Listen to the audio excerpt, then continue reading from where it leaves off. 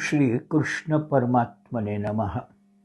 શ્રીમદ ભાગવત કથા દૃષ્ટાંત અને રહસ્ય.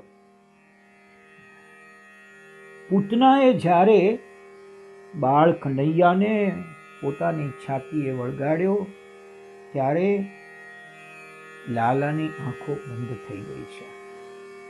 કહેવાય છે કે લાલાએ આંખો મીચી દીધી.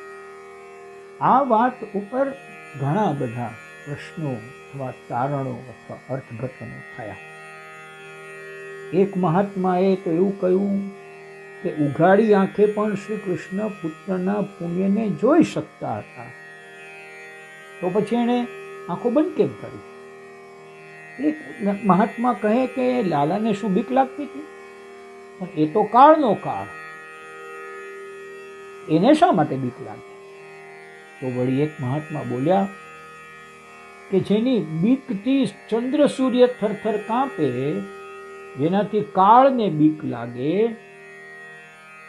અને કૃષ્ણ કાળના કાળ, તો પછી ઝેરથી થોડા ડરી જાય.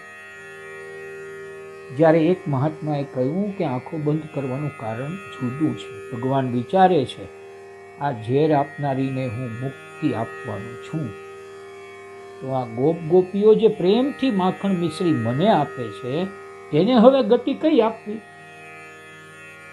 આ મહાત્માઓ દશમ સ્કંધમાં પાગલ થયા છે. દશમ સ્કંધની કૃષ્ણ લીલામાં જીવ ગોસ્વામી, સનાતન ગોસ્વામી, મહાપ્રભુજી, શ્રીધર સ્વામી, આ બધા મહાપુરુષો પાગલ બન્યા છે. જેમ જેમ વિચાર કરે છે તેમ તેમ નવા ભાવ સ્ફુરે છે. સનાતન ગોસ્વામી ટાટની લંગોટી પહેરીને ફરતા. અગાઉ તે રાજાના દિવાન હતા, હવે કૃષ્ણ પ્રેમમાં પાગલ થયા છે. જેનો પ્રભુમાં પ્રેમ થાય તેને દુનિયાની દોલત તુચ્છ લાગે. સનાતન ગોસ્વામીના જીવનમાં એક પ્રસંગ આવે છે. એક બ્રાહ્મણ બહુ ગરીબ હતો. તે દરિદ્રતાનું દુઃખ દૂર કરવા ભગવાનને પ્રાર્થના કરે છે. તેને સ્વપ્નમાં આદેશ થયો, તું સનાતન ગોસ્વામી પાસે જા, તેઓ તને રત્ન આપશે. તે બ્રાહ્મણ સનાતન ગોસ્વામી પાસે આવ્યો, સ્વપ્નની વાત કહી. સનાતન ગોસ્વામીએ કહ્યું, તારે રત્ન જોઈએ છે, જો પેલી જગ્યાએ રત્ન દાટ્યું છે ત્યાંથી કાઢી લે. બ્રાહ્મણે નદીની રેતમાં દાટેલું રત્ન લીધું. તે ચાલવા ગયો. તેના મનમાં વિચાર આવ્યો, આ મહાત્મા પાસે રત્ન કરતાં પણ કિંમતી એવી શું વસ્તુ છે કે તેઓ રત્નને માટી જેવું માને છે? તે પાછો આવ્યો. સનાતન ગોસ્વામીને પૂછ્યું, તમારી પાસે એવી શી વસ્તુ છે કે તમે રત્નને તુચ્છ ગણો છો?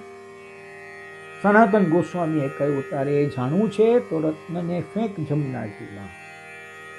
આ રત્ન ફેંક તો તને રહસ્ય સમજાશે. પ્રભુના નામ રૂપી રત્ન જેને મળે છે તેને બીજા રત્નો ગમતા નથી. જીવ ગોસ્વામી બંગાળના મોટા જમીનદાર હતા. ઘરમાં ખૂબ સંપત્તિ હતી. એક પવિત્ર બ્રાહ્મણના મુખેથી દશમ સ્કંધની આ કથા સાંભળી અને તેઓ કૃષ્ણ પ્રેમમાં પાગલ થઈ ગયા. ઘણી સંપત્તિ લૂંટાવી દીધી, સર્વસ્વનું દાન કરી દીધું અને તાડપત્રીની લંગોટી બાંધી લીલા નિકુંજમાં રાધે કૃષ્ણ કરતા કરતા ફરવા લાગ્યા. સનાતન ગોસ્વામીની વૃંદાવનમાં સમાધિ છે. 1,00,000 હરિનામનો જાપ કર્યા પછી તેઓ ભોજન કરતા હતા. આખો દિવસ રાધે કૃષ્ણ જપ કરે. કનૈયો હજી 6 દિવસનો થયો છે, હજુ રાધાજી આવ્યા નથી. રામ જન્મમાં તો સીતાજી સાથે હતા, તેથી સીતાજી ઉપર નજર રાખી સુપર્ણખાને જવાબ આપ્યો હતો. સુપર્ણખા બની ઠનીને આવી છે. સુપર્ણખા હતી વિધવા, પણ જૂઠું બોલી કે હું હજી કુંવારી છું, તમારામાં મન બેઠું છે.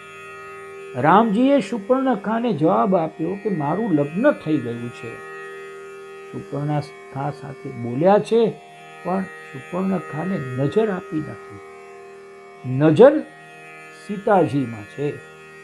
હજુ રાધાજી આવ્યા નથી એટલે કાનામાં નજર રાખું.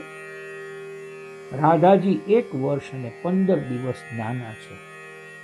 લાલાએ વિચાર કર્યો કે હું આંખ બંધ કરું, નહીતર આ એવી દુષ્ટ છે કે આંખ વાટે મનમાં પેસી જશે તેથી એણે આંખ બંધ કરી દીધી.